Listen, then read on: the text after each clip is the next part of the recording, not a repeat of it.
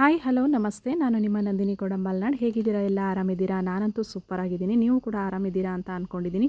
ಏನಪ್ಪ ಈ ಥರ ಮಾವಿನ ಹಣ್ಣನ್ನು ಈ ಥರ ರಾಶಿ ಹಾಕ್ಕೊಂಡು ಏನು ಮಾಡ್ತಾ ಇದ್ದಾಳೆ ಅಂತ ಅಂದ್ಕೊಂಡಿದ್ದೀರಾ? ಇಲ್ಲ, ಇದು ನಮ್ಮ ಮಲೆನಾಡ ಮಾವಿನ ಹಣ್ಣು. ಇದನ್ನು ತಂದುಬಿಟ್ಟು ನಾನು ಸಾಂಬಾರು ಹೇಗೆ ಮಾಡೋದು ಅಂತ ಹೇಳ್ಕೊಡ್ತೀನಿ. ತುಂಬಾ ಚೆನ್ನಾಗಿರುತ್ತೆ. ಇದಕ್ಕೆ ಇಲ್ಲಿ ಅಡಕೆ ಮಾವು ಹಾಗೆಯೇ ಕಾಡು ಮಾವು ಅಂತ ಎರಡು ಟೈಪಲ್ಲಿ ಕರೀತಾರೆ. ಇದು ಹಳ್ಳದ ಸೈಡು ಹೆಚ್ಚಾಗಿ ಸಿಗುತ್ತೆ, ಹಾಗೆ ಹೊಳೆ ಸೈಡು ಕೂಡ ತುಂಬಾ ಸಿಗುತ್ತೆ. ಮಲೆನಾಡಲ್ಲಿ ತುಂಬಾ ಸಿಗುತ್ತೆ. ಎಷ್ಟು ಕಲರ್ ಇದೆ ನೋಡಿ. ನ್ಯಾಚುರಲ್ ಆಗಿ ಸಿಗೋದ್ರಿಂದ ತುಂಬ ಟೇಸ್ಟಿಯಾಗಿರುತ್ತೆ, ತುಂಬಾ ಚೆನ್ನಾಗಿರುತ್ತೆ.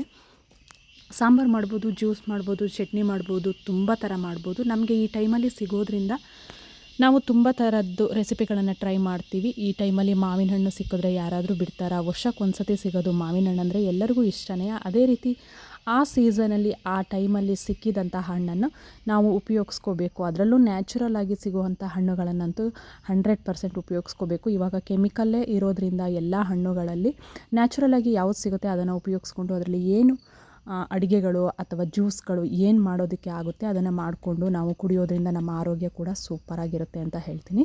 ಇದು ನನ್ನ ಅಭಿಪ್ರಾಯ. ನೀವೆಲ್ಲರೂ ಹಾಗೆ ಅಂತ ಅಂದ್ಕೊಂಡಿರ್ತೀನಿ. ನನಗೆ ಸ್ವಲ್ಪ ಮಾವಿನ ಹಣ್ಣು ಸಿಕ್ಕಿತ್ತು. ಅದರಲ್ಲಿ ಸ್ವಲ್ಪ ಜ್ಯೂಸು ಹಾಗೆಯೇ ಸ್ವಲ್ಪ ಸಾಂಬಾರು ರೆಡಿ ಮಾಡೋಣ ಅಂತ ರೆಡಿ ಮಾಡ್ತಾಯಿದ್ದೀನಿ. ತುಂಬಾ ಚೆನ್ನಾಗಿದೆ. ಮಾವಿನ ಹಣ್ಣಂತೂ ಕಲರಾಗಿದೆ. ಅದರಲ್ಲಿ ಸ್ವಲ್ಪ ಹಾಳಾಗಿರುತ್ತೆ, ಸ್ವಲ್ಪ ಚೆನ್ನಾಗಿರುತ್ತೆ. ಯಾವುದು ಚೆನ್ನಾಗಿದೆ ಅದನ್ನು ಮಾತ್ರ ರೆಡಿ ಮಾಡಿ ಇಟ್ಕೊಳ್ತೀನಿ. ನನಗೆ ಮಾವಿನ ಹಣ್ಣಿಂದು ಈ ಸಾಂಬಾರು ಅಂದರೆ ತುಂಬ ಇಷ್ಟ. ನಮ್ಮನೇಲಂತೂ ಎಲ್ಲರೂ ಇಷ್ಟಪಡ್ತಾರೆ. ಇದು ಸ್ವಲ್ಪ ಸ್ವೀಟು ಇರುತ್ತೆ, ಕೆಲವೊಂದು ಹುಳಿ ಕೂಡ ಇರುತ್ತೆ. ನೋಡಿಕೊಂಡು ಸಾಂಬಾರು ಮಾಡ್ಕೋಬೇಕು. ನಾನು ಯಾವ ರೀತಿ ಖಾರನೆಲ್ಲ ರೆಡಿ ಮಾಡ್ಕೊಳ್ತೀನಿ ಅಂತ ಹೇಳ್ತೀನಿ. ಹಾಗೆ ನನ್ನ ಯೂಟ್ಯೂಬ್ ಚಾನಲ್ನ ಯಾರೆಲ್ಲ ನೋಡ್ತಾ ಇದ್ದೀರಾ ಲೈಕ್ ಮಾಡಿ, ಸಪೋರ್ಟ್ ಮಾಡಿ, ಸಬ್ಸ್ಕ್ರೈಬರ್ ಆಗೋದನ್ನು ಖಂಡಿತ ಮರಿಬೇಡಿ. ಹಾಗೆ ಶೇರ್ ಮಾಡಿ, ಕಮೆಂಟ್ ಬಾಕ್ಸಲ್ಲಿ ಕಮೆಂಟ್ ಕೂಡ ಹಾಕಿ. ಹಾಗೆ ವಿಡಿಯೋನ ಪೂರ್ತಿಯಾಗಿ ನೋಡಿ. ಮತ್ತೊಮ್ಮೆ ಹೇಳ್ತಾ ಇದ್ದೀನಿ, ವಿಡಿಯೋನ ಪೂರ್ತಿಯಾಗಿ ಹಾಕಿ. ನಾವು ಯಾವಾಗಲೂ ವಿಡಿಯೋ ಹಾಕೋದಕ್ಕೆ ಆಗ್ತಾಯಿಲ್ಲ. ಟೈಮ್ ಇದ್ದಾಗ ವಿಡಿಯೋಗಳನ್ನು ಹಾಕ್ತೀವಿ. ಹಾಗಾಗಿ ಅಪರೂಪಕ್ಕೆ ಹಾಕಿದ್ದ ವಿಡಿಯೋಗಳನ್ನು ದಯವಿಟ್ಟು ಯಾರೂ ಸ್ಕಿಪ್ ಮಾಡಬೇಡಿ. ಪೂರ್ತಿಯಾಗಿ ವಿಡಿಯೋ ನೋಡಿ ನನಗೆ ಸಪೋರ್ಟ್ ಮಾಡಿ ಅಂತ ಹೇಳ್ತಾ ಇದ್ದೀನಿ. ನೋಡಿ, ಈ ಥರ ಮಾವಿನ ಹಣ್ಣನ್ನೆಲ್ಲ ನಾನು ರೆಡಿ ಮಾಡ್ಕೊಳ್ತಾ ಇದ್ದೀನಿ. ತುಂಬ ಸಿಕ್ಕಿತ್ತು, ಕ್ಲೀನ್ ಮಾಡಿಕೊಂಡು ಎಷ್ಟು ಬೇಕೋ ಅಷ್ಟನ್ನು ರೆಡಿ ಮಾಡ್ತಾಯಿದ್ದೀನಿ. ಆ ಮಾವಿನ ಹಣ್ಣಿನ ಸಾಂಬಾರು ಆಲ್ರೆಡಿ ನಾನೀಗ ತಿಂದು ಈ ವಿಡಿಯೋನ ಹಾಕ್ತಾ ಇರೋದು. ಬಟ್ ಅಲ್ಲಿ ಮಾಡ್ತಾ ಇರೋದು ನೋಡಿದ್ರೂ ನನಗೆ ಅಷ್ಟು ಇಷ್ಟ. ಅದು ನನಗೆ ಮಾವಿನ ಹಣ್ಣು ಸಾಂಬಾರು ಅಂದರೆ ತುಂಬಾ ಇಷ್ಟ. ನನ್ನ ಮಕ್ಕಳಿಗಂತೂ ತುಂಬ ಇಷ್ಟ.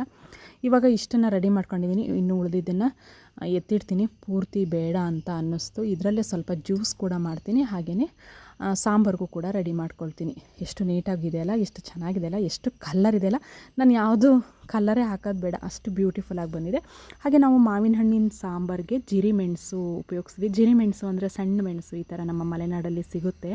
ತುಂಬ ಖಾರ ಇರುತ್ತೆ ಇದು. ಹಸಿರು ಮೆಣಸು ತಿಂದರೆ ಗ್ಯಾಸ್ಟ್ರಿಕ್ ಅಂತ ನಾನು ತುಂಬ ವೀಡಿಯೋದಲ್ಲಿ ಹೇಳ್ತಾ ಇರ್ತೀನಿ. ಅದಕ್ಕಾಗಿ ನಾವು ಹೆಚ್ಚಾಗಿ ಜಿರಿಮೆಣಸನ್ನೇ ಯೂಸ್ ಮಾಡೋದು. ಇದಕ್ಕೆ ನಾವು ಇಲ್ಲಿ ಜಿರಿಮೆಣಸು ಅಂತ ಕರಿತೀವಿ. ನಮ್ಮ ತೋಟದಲ್ಲಂತೂ ತುಂಬಾ ಇದೆ. ನನಗೆ ಯಾವಾಗ ಬೇಕು ಅವಾಗೆಲ್ಲ ಸಿಗುತ್ತೆ. ಮಳೆಗಾಲದಲ್ಲೂ ಸಿಗುತ್ತೆ, ಬೇಸಿಗೆ ಕಾಲದಲ್ಲೂ ಸಿಗುತ್ತೆ. ಬೇಸಿಗೆ ಕಾಲದಲ್ಲಿ ನಾವು ತೋಟಕ್ಕೆ ನೀರು ಹೊಡಿತೀವಲ್ವ, ಹಾಗಾಗಿ ನನಗೆ ಯಾವಾಗಲೂ ಈ ಮೆಣಸಿನಕಾಯಿಗೇನು ನಮಗೆ ಪ್ರಾಬ್ಲಮ್ ಇಲ್ಲ, ಯಾವಾಗಲೂ ಸಿಗುತ್ತೆ. ಹಾಗಾಗಿ ನಾವು ಇದೇ ಮೆಣಸಿನಕಾಯಿನ ಉಪಯೋಗಿಸ್ಕೊಂಡು ನಾನು ಎಲ್ಲ ಅಡುಗೆಗಳಿಗೂ ರೆಡಿ ಮಾಡ್ಕೊಳ್ತೀನಿ. ತುಂಬಾ ಚೆನ್ನಾಗಿರುತ್ತೆ. ಖಾರ ಇರುತ್ತೆ, ಅತಿಯಾಗಿ ಮೆಣಸಿನಕಾಯಿ ಬೇಡ. ಖಾರ ಎಷ್ಟು ಬೇಕೋ ಅಷ್ಟು ನೋಡಿ ನಾವು ನಮ್ಮ ಮನೇಲಿ ಯಾವ ಅಡುಗೆ ಯಾವ ಕ್ವಾಂಟಿಟಿಲಿ ಮಾಡ್ಕೊಳ್ತಾ ಹೋಗ್ತಾ ಇರ್ತೀವಿ, ಅದಕ್ಕೆ ಅಷ್ಟರಂತೆ ಮೆಣಸಿನಕಾಯಿನ ನಾವು ಯೂಸ್ ಮಾಡ್ಕೊಳ್ತೀವಿ. ಹಾಗೆ ಸ್ವಲ್ಪ ಜೀರಿಗೆನೂ ಸಹ ಯೂಸ್ ಮಾಡ್ತಾಯಿದ್ದೀನಿ. ಜೀರಿಗೆ ಹಾಕಿದ್ರೂ ಟೇಸ್ಟಾಗಿರುತ್ತೆ. ಹಾಗೆ ಸ್ವಲ್ಪ ಸಾಸಿವೆ, ಬೇಕಾದರೆ ಒಂದೆರಡು ಮೆಂತೆ ಕೂಡ ಹಾಕೋಬೋದು. ಯಾಕೆಂದರೆ ಮಾವಿನ ಹಣ್ಣು ಹೀಟು ಅಂತ ಹೇಳ್ತಾರೆ, ಅದಕ್ಕೋಸ್ಕರ ನಾನೊಂದೆರಡು ಮೆಂತೆ ಕೂಡ ಹಾಕೊಳ್ತೀನಿ. ಮತ್ತು ಈರುಳ್ಳಿನ ಹೆಚ್ಚಿಟ್ಕೊಂಡಿದ್ದೀನಿ, ಬೆಳ್ಳುಳ್ಳಿ ಮತ್ತು ಕೊಬ್ಬರಿ ಇತ್ತು ನಮ್ಮ ಮನೇಲಿ, ಹಾಗಾಗಿ ನಾನು ಕೊಬ್ಬರಿನ ಯೂಸ್ ಮಾಡ್ತಾಯಿದ್ದೀನಿ. ತೆಂಗಿನಕಾಯಿ ಇದ್ದರೆ ತೆಂಗಿನಕಾಯಿನೂ ಒಳ್ಳೆಯದೇಯ. ನಾನು ಕೊಬ್ಬರಿ ನಮ್ಮ ಮನೇಲೆ ತೆಂಗಿನಕಾಯಿ ಬಿಡೋದ್ರಿಂದ ಕೊಬ್ಬರಿ ಇತ್ತು, ಅದನ್ನೇ ಯೂಸ್ ಮಾಡ್ತಾಯಿದ್ದೀನಿ. ಕೊಬ್ಬರಿನ ಫಸ್ಟು ನಾನು ಹೆಚ್ಚಿಬಿಟ್ಟು ಮಿಕ್ಸಿಲಿ ಒಂದು ಸತಿ ಪುಡಿ ಮಾಡ್ಕೊಳ್ತೀನಿ. ಆಮೇಲೆ ಏಕೆಂದರೆ ಅದು ಸ್ವಲ್ಪ ರುಬ್ಬಬೇಕಾದ್ರೆ ಕಾಯಿ ಸಿಗುತ್ತೆ ಅಂತ ಹೇಳಿಬಿಟ್ಟು ಆಮೇಲೆ ಎಲ್ಲ ಖಾರನ ಹೀಗೆ ರೆಡಿ ಮಾಡ್ಕೊಳ್ತಾ ಇದ್ದೀನಿ. ಇನ್ನೊಂದು ವಿಷಯ ಏನಪ್ಪ ಅಂತ ಹೇಳಿದ್ರೆ, ವೀಡಿಯೋನ ಒಂದು ಕೈಯಲ್ಲಿ ಮಾಡ್ಕೊಳ್ತಾ ಒಂದು ಕೈಯಲ್ಲಿ ಎಲ್ಲ ರೆಡಿ ಮಾಡ್ಕೊಳ್ತಿದ್ದೀನಿ. ಏಕೆಂದರೆ ನನ್ನ ಮಕ್ಕಳು ಕೂಡ ಇವಾಗ ವೀಡಿಯೋ ಮಾಡ್ಕೋ ಟೈಮಲ್ಲಿ ಇಲ್ಲ, ಅವರು ಅಜ್ಜಿ ಮನೆಗೆ ಹೋಗ್ಬಿಟ್ಟಿದ್ದಾರೆ. ಹಾಗಾಗಿ ನಾನು ಒಬ್ಬಳೇ ಮಾಡೋದ್ರಿಂದ ಸ್ವಲ್ಪ ವೀಡಿಯೋ ಆ ಕಡೆ ಈ ಕಡೆ ಆಗುತ್ತೆ. ಹಾಗೆ ಏನಾದರೂ ವಾಯ್ಸ್ ಕೊಡುವಾಗ ವ್ಯತ್ಯಾಸ ಇದ್ದರೂ ಒಂದು ಕ್ಷಮೆ ಇರಲಿ. ಹಾಗೆ ವೀಡಿಯೋ ನೋಡುವಾಗ ಏನಾದರೂ ಸ್ವಲ್ಪ ಹೆಚ್ಚು ಕಡಿಮೆ ಇದ್ದರೆ ದಯವಿಟ್ಟು ಒಂದು ಕ್ಷಮೆ ಇರಲಿ. ನಾನು ಉಪ್ಪು ಕೂಡ ಮಿಕ್ಸಿ ಜಾರ್ಗೆ ಎಲ್ಲ ನಾನು ಏನೇನು ಇವಾಗ ಹಾಕಿದ್ದೀನಿ, ಅರಿಶಿನ ಪುಡಿ, ಸಾಂಬಾರು ಅಂದರೆ ಕೊತ್ತಂಬರಿ ಪುಡಿ, ಆ್ಯಂಡ್ ಬೆಳ್ಳುಳ್ಳಿ ಆ್ಯಂಡ್ ಈರುಳ್ಳಿ, ಅಂದರೆ ಕೊಬ್ಬರಿ ತುರಿ. ಇವಾಗ ಸ್ವಲ್ಪ ನೀರು ಸೇರಿಸ್ಕೊಳ್ತೀನಿ, ಉಪ್ಪು ಸಹ ಹಾಕೊಂಡಿದ್ದೀನಿ, ರುಚಿಗೆ ತಕ್ಕಷ್ಟು ಉಪ್ಪು ಹಾಕ್ಕೊಳ್ಳಿ. ನಾನು ಎಲ್ಲ ಸೇರಿಸಿ ಮಿಕ್ಸಿ ಮಾಡ್ಕೊಳ್ತೀನಿ. ಹಾಗೆ ಸ್ವಲ್ಪ ಕೆಲವೊಂದು ಮಾವಿನ ಹಣ್ಣು ಸ್ವಲ್ಪ ಹುಳಿ ಇತ್ತು, ಅದಕ್ಕೆ ತೀರಾ ಹುಳಿಯಾದರೆ ತಿನ್ನೋಕೆ ಆಗಲ್ಲ ಅಂತ ಹೇಳಿಬಿಟ್ಟು ನಾನು ಸ್ವಲ್ಪ ಎಷ್ಟು ಬೇಕೋ ಅಷ್ಟು ಬೆಲ್ಲ ಕೂಡ ಸೇರಿಸ್ಕೊಳ್ತೀನಿ. ಜಾಸ್ತಿ ಅಲ್ಲ ನೋಡಿ, ಇಷ್ಟೇ ಬೆಲ್ಲ ಕೂಡ ಹಾಕ್ಕೊಂಡು ಎಲ್ಲ ಸೇರಿಸಿ ರುಬ್ಕೊಳ್ತೀನಿ. ತುಂಬಾ ಚೆನ್ನಾಗಿರುತ್ತೆ. ಮತ್ತು ಏನಪ್ಪ ಹೇಳಬೇಕು ಅಂದರೆ, ಈರುಳ್ಳಿನ ಸಣ್ಣದಾಗಿ ಸ್ವಲ್ಪ ಹೆಚ್ಚಿಟ್ಕೊಂಡಿದ್ದೀನಿ. ಅದಕ್ಕೆ ನಾನು ಒಗ್ಗರಣೆಲಿ ಹಾಕಲ್ಲ ಈರುಳ್ಳಿನ, ಡೈರೆಕ್ಟು ಹಸಿ ಈರುಳ್ಳಿನೇ ಹಾಕ್ತೀನಿ. ಮಾವಿನ ಹಣ್ಣಿನ ಸಾಂಬಾರಲ್ಲಿ ಹಸಿ ಈರುಳ್ಳಿ ಹಾಕೋದ್ರಿಂದ ಮಾವಿನ ಹಣ್ಣು ತಿಂತ ಆ ಸಾಂಬಾರಲ್ಲಿ ಈರುಳ್ಳಿ ಸಿಗ್ತಾಯಿದ್ರೆ ಜೀರ್ಣನೂ ಆಗುತ್ತೆ ಆ್ಯಂಡ್ ಸ್ಮೆಲ್ಲು ಕೂಡ ಚೆನ್ನಾಗಿರುತ್ತೆ. ಅದು ಬಾಯಿಗೆ ಹುಳಿ ಉಪ್ಪು ಖಾರ ಹಿಡಿದಿರೋದ್ರಿಂದ ನೀರುಳ್ಳಿ ಕೂಡ ಅಗಿಯೋದಕ್ಕೆ ತುಂಬಾ ಚೆನ್ನಾಗಿರುತ್ತೆ. ಅದಕ್ಕೋಸ್ಕರ ಹೇಗೆ ಮಾಡ್ತೀನಿ. ಕಲ್ಲರ್ ಅಂತೂ ಸಖತ್ತಾಗಿ ಬಂದಿದೆ ಅಲ್ಲ, ನೋಡಿದ್ರೇ ತುಂಬಾ ಖುಷಿ ಆಗ್ತಾಯಿದೆ. ಹಾಗೆ ಸ್ವಲ್ಪ ಇದಕ್ಕೆ ಏನು ಮಾಡ್ತೀನಿ ಅಂದರೆ, ಇದೆಲ್ಲ ರೆಡಿ ಮಾಡಿಕೊಂಡು ಇವಾಗ ಮಿಕ್ಸಿ ಜಾರ್ನು ಸ್ವಲ್ಪ ಎಲ್ಲ ತೊಳೆದು ಅದಕ್ಕೆ ಹಾಕ್ಕೊಳ್ತೀನಿ. ನಮಗೆ ಸಾಂಬಾರು ಎಷ್ಟು ಬೇಕು ಆ ಹದಕ್ಕೆ ಮಾಡ್ಕೊಳ್ಳಿ. ಅತಿ ಹೆಚ್ಚಾಗಿ ನೀರಾದ್ರೂ ಚೆನ್ನಾಗಾಗಲ್ಲ, ಫುಲ್ ಗಟ್ಟಿ ಇದ್ರೂ ಚೆನ್ನಾಗಾಗಲ್ಲ. ನಿಮಗೆ ಎಷ್ಟು ಕ್ವಾಂಟಿಟಿ ಬೇಕೋ ಆ ಟೈಪಲ್ಲಿ ಮಾಡ್ಕೊಳ್ಳಿ. ಹಾಗೆಯೇ ಸ್ವಲ್ಪ ಕೊಬ್ಬರಿ ಎಣ್ಣೆನ ಹಾಕಿಬಿಟ್ಟು ನಾನು ಒಗ್ಗರಣೆಗೆ ರೆಡಿ ಮಾಡ್ಕೊಂಡಿದ್ದೀನಿ. ಬೆಳ್ಳುಳ್ಳಿ, ಬೇವಿನ ಸೊಪ್ಪು, ಹಾಗೆಯೇ ಜೀರಿಗೆ, ಒಂದೆರಡು ಸಾಸಿವೆ ಇಷ್ಟನ್ನು ಹಾಕೊಂಡಿದ್ದೀನಿ. ಮತ್ತು ಹಿಂಗೆ ಹಾಕಿ ಒಗ್ಗರಣೆ ಕೊಟ್ಕೊಂಡ್ರೆ ಅದರದ್ದು ಸ್ಮೆಲ್ಲು ಸೂಪರಾಗಿರುತ್ತೆ. ಹಾಗಾಗಿ ಸ್ವಲ್ಪ ಹಿಂಗನ್ನು ಸಹ ಸೇರಿಸ್ಕೊಳ್ತೀನಿ.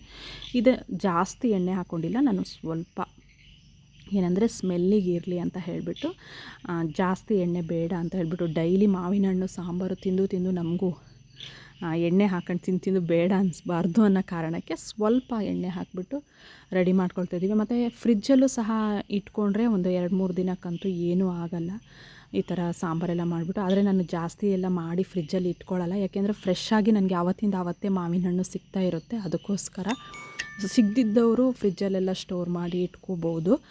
ನಮಗೆ ಸಿಗೋದ್ರಿಂದ ಅದರದ್ದು ಅವಶ್ಯಕತೆ ಇಲ್ಲ ಅಂತ ಹೇಳಿಬಿಟ್ಟು ನಾನು ಅವತ್ತು ಏನು ಸಿಗುತ್ತೋ ಆ ಮಾವಿನ ಹಣ್ಣನ್ನು ಮಾತ್ರ ರೆಡಿ ಮಾಡ್ಕೊಳ್ತೀನಿ. ಮತ್ತು ಮಾರನೇ ದಿನಕ್ಕೆ ಮತ್ತೆ ಮಾವಿನ ಹಣ್ಣು ಸಿಗುತ್ತಲ್ವ, ಡೈಲಿ ಬೀಳ್ತಾ ಇರುತ್ತೆ.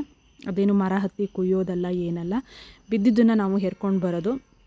ನೋಡಿ ಇವಾಗ ಒಗ್ಗರಣೆ ಕೂಡ ಆಯಿತು. ನನಗೆ ಸಾಂಬಾರು ಇಷ್ಟು ಸಾಕು ಅಂತ ಅನ್ನಿಸ್ತು, ಅದಕ್ಕೆ ಈ ರೀತಿ ರೆಡಿ ಮಾಡ್ಕೊಂಡಿದ್ದೀನಿ. ಹೇಗೆ ಬಂತು ಅಂತ ನೋಡಿ, ಸಖತ್ತಾಗಿ ಬಂದಿದೆ ಅಲ್ಲ, ತುಂಬಾ ಚೆನ್ನಾಗಾಗಿದೆ. ಹಾಗೆ ಇದರಲ್ಲಿ ಏನು ಮಾಡ್ತೀನಿ ಅಂದರೆ, ಇನ್ನೂ ಸ್ವಲ್ಪ ಮಾವಿನ ಹಣ್ಣು ಪೂರ್ತಿ ಮಾಡಲಿಲ್ಲ ನಾನು, ಸ್ವಲ್ಪ ಮಾವಿನ ಹಣ್ಣಿಂದು ಎಲ್ಲ ರಸ ತೆಗೆದ್ಬಿಟ್ಟು ಫ್ರಿಜ್ಜಲ್ಲಿ ಇಟ್ಕೊಳ್ತೀನಿ. ಬಿಸಿಲು ಟೈಮಲ್ಲಿ ಐಸ್ ಹಾಕ್ಕೊಂಡು ಕುಡಿದ್ರೆ ಸೂಪರಾಗಿರುತ್ತೆ.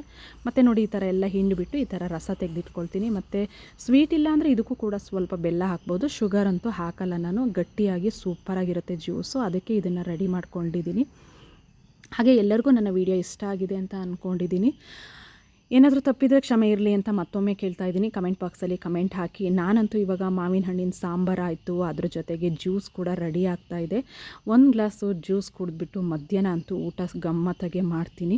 ನೀವು ಎಲ್ಲ ಮಾವಿನ ಹಣ್ಣು ಸಿಕ್ಕಿದ್ರೆ ಇದೇ ರೀತಿ ಟ್ರೈ ಮಾಡಿ. ಹಾಗೆ ಇವತ್ತಿನ ವಿಡಿಯೋ ನಿಮಗೆಲ್ಲ ಇಷ್ಟ ಆಗಿದೆ ಅಂತ ಅಂದ್ಕೊಂಡಿದ್ದೀನಿ. ಮತ್ತು ನೆಕ್ಸ್ಟ್ ವಿಡಿಯೋದಲ್ಲಿ ಸಿಗ್ತೀನಿ. ಹಾಗೆ ನನ್ನ ವಿಡಿಯೋನ ಎಲ್ಲರೂ ನೋಡಿದ್ದಕ್ಕೆ ಥ್ಯಾಂಕ್ ಯು ವೆರಿ ಮಚ್ ಹೇಳ್ತಾ ಇವತ್ತಿನ ವಿಡಿಯೋ ಮುಗಿಸ್ತಾ ಇದ್ದೀನಿ. ನಾಳಿನ ವಿಡಿಯೋದಲ್ಲಿ ಸಿಗ್ತೀನಿ. ಅಲ್ಲಿವರೆಗೂ ಟೇಕ್ ಕೇರ್, ಬಾಯ್.